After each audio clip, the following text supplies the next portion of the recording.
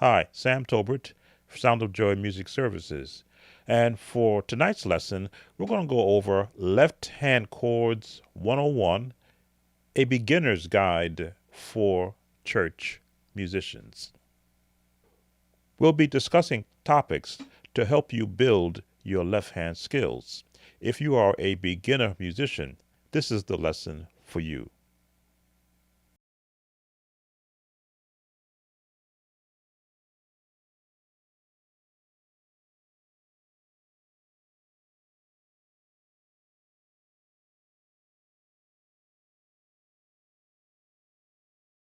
Once you understand chord theory, it's time to focus on hand and finger positioning. Proper positioning is essential for playing chords smoothly and without strain. Make sure your hand is relaxed in a comfortable position on the keyboard. Let's go to our workstation. All right, now C major chord can be played with our hand positioning in this format or in this format. It is most times determined upon what's more comfortable for you.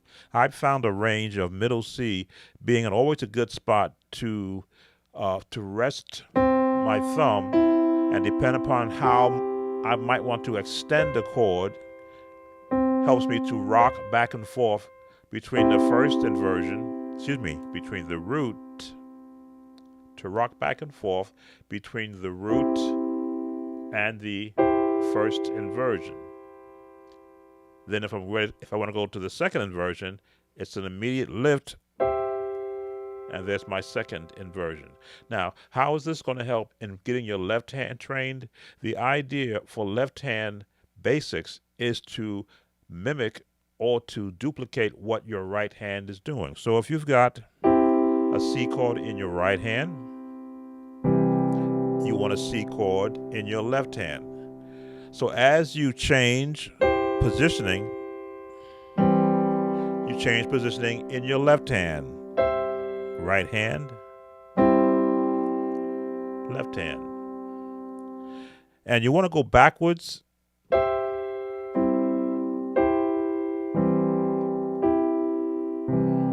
And as you can see, as my thumb got closer to my left hand, I released the note that it was playing so that I could be able to play the full chord.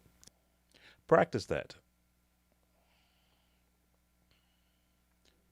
Now, once we've got our left hand trained to mimic some of what the right hand is doing, we want to be able to, as I often say, work both hands together. So if I'm going to do a C chord, let my left hand finish off the note on my thumb. The left hand is now being trained because it's hearing the notes that are being played. Now, this may be uncomfortable at first because you're not making your left hand work along with the right hand. But trust me, as you work on these basic concepts of hearing the chords and watching your fingers find the notes, all of a sudden it becomes second nature. Missed that one. Now, a good way to do this is to go up the Nashville number system chords,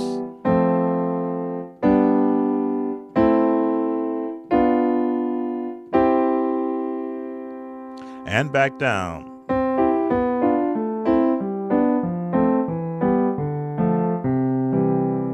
Just to get your hands comfortable. Now you notice on the left hand, we're not using behind that, but we could.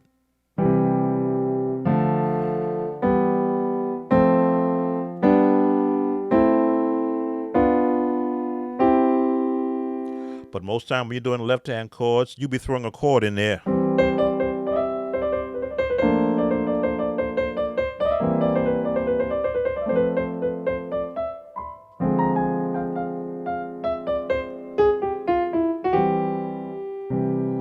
So you won't be basically using your fingering in an actual scale format, but you're going to be using the ability to have muscle memory to know where these chords are going to be when you're ready to play them, depending upon what chording you're going to be doing on your right hand. So that gets you into that part of it.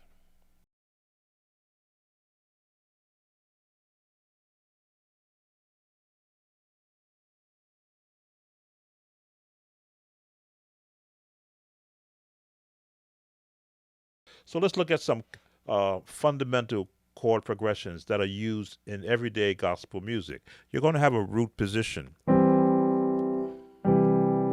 and you're going to extend that to a first inversion. Now, common chords would be the transition from the 1 or the C to the F.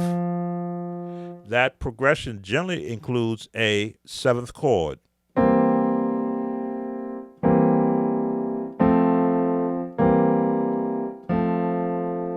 That's on your left hand, a common progression.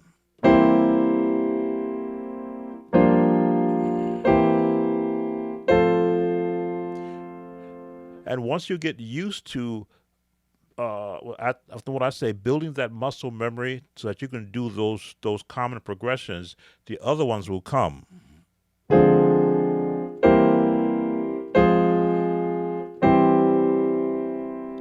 What is it? The 2, 3, 4, the 1. For those who knows the number system nomenclature. So let's give you some other chord progressions from going from the 1 to the 6. Now, the walk-up chords 2, 3, 4, 6. Try that again. 2, 3, 4, 6. One more time.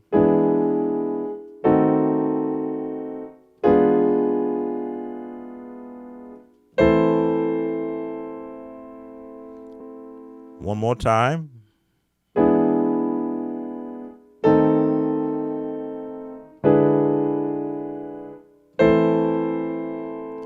Now, these are fundamental chords that you will hear played in gospel music. So we did the 1 to the 4. That was the 1 to the 6. Now, the next would be from the 6, I believe, to the 2. And that is starting with the A, which is the 6th note in the scale.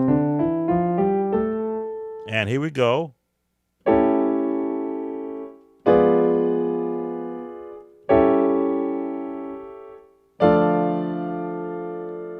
Now, as you can see, I have a full chord on my left hand. The same chord on my left hand, just a different positioning. Try that one more time, and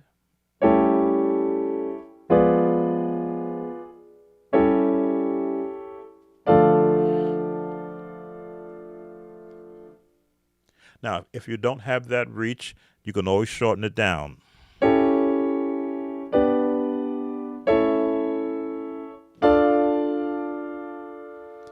And then go back to your 1, 4, or 4, let me see.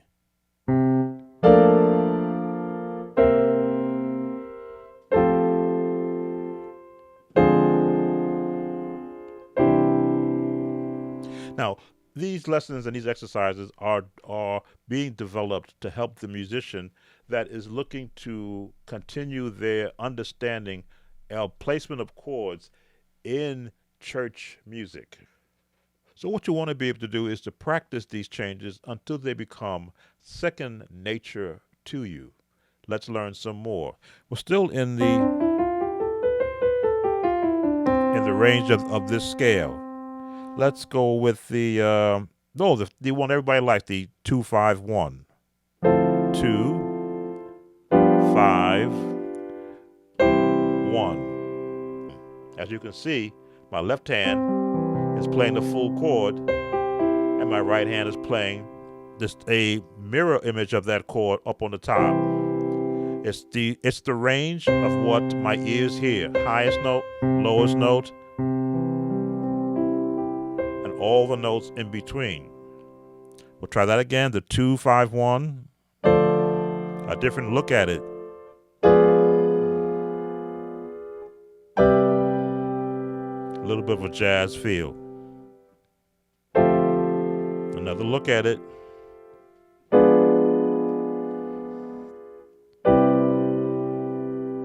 So many different variations that you can include to help train your left hand. Let's see. Let's do the traditional. I think it's the 1.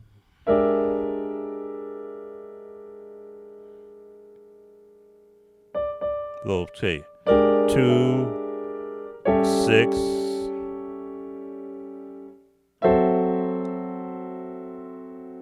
2, 5, 1, 2,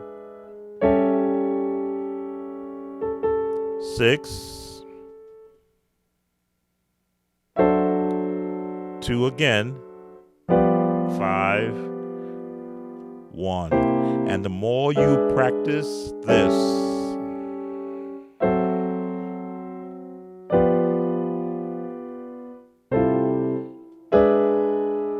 what is the left hand doing? Chromatic chords and resolve.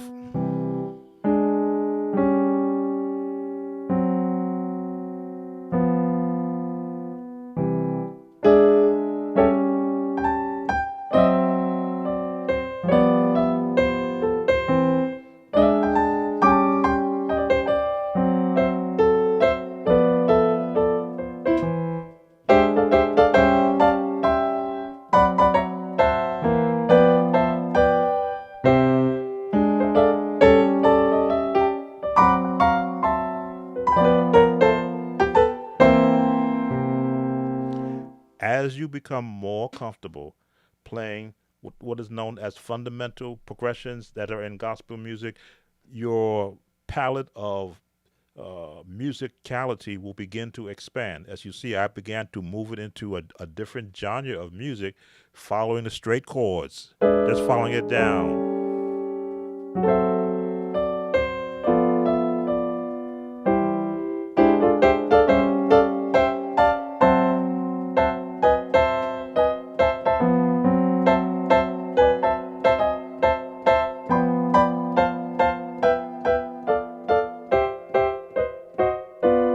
And back to the 1.